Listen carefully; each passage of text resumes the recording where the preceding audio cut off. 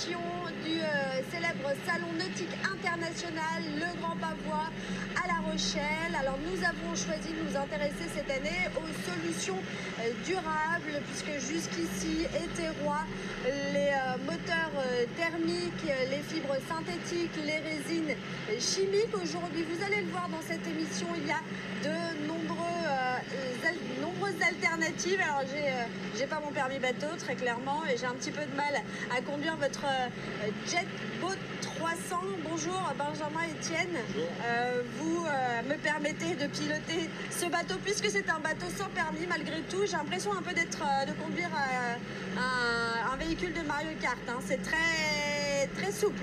Effectivement, on est sur une direction un quart, où nous, effectivement les adultes, on a un petit temps d'adaptation justement sur la direction, mais après au bout de 5-10 minutes de prise en main, il n'y a pas de souci. Une demi-heure pour d'autres. Une demi-heure peut-être pour d'autres. Ok, alors expliquez-nous l'innovation de ce bateau, en plus d'être agile, sans permis, facile à manier. Comment vous l'avez conçu et imaginé? Alors, c'est un bateau qui est fabriqué premièrement en France. Ça, c'est quand même quelque chose d'important. Que ce soit de la coque jusqu'au flotteur. C'est un bateau qui fait 4500 watts, donc qui est 6 chevaux, qui est sans permis. Il existe aussi en 8400 watts avec permis.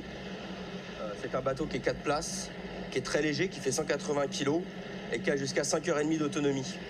Donc on est sur quelque chose de sans permis, d'attractif, ce qui permet d'attirer des gens qui n'ont pas forcément le permis, de faire des balades.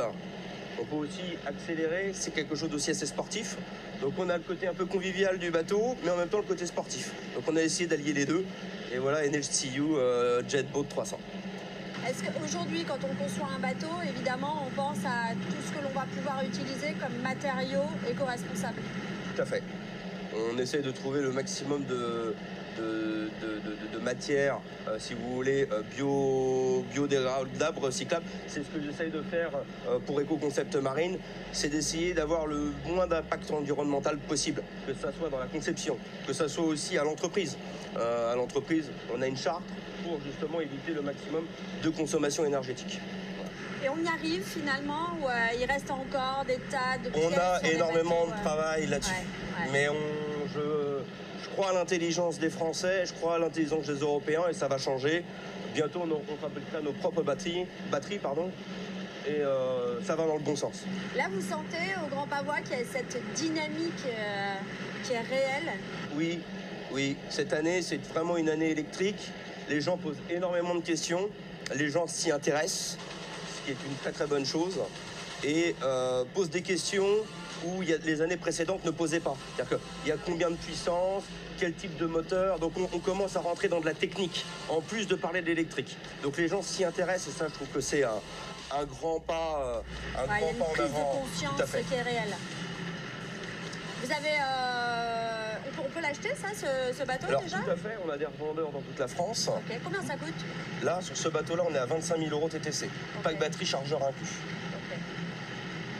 Ce qui est pratique, c'est qu'on peut le transporter un peu partout aussi. Tout à fait. Okay. C'est léger.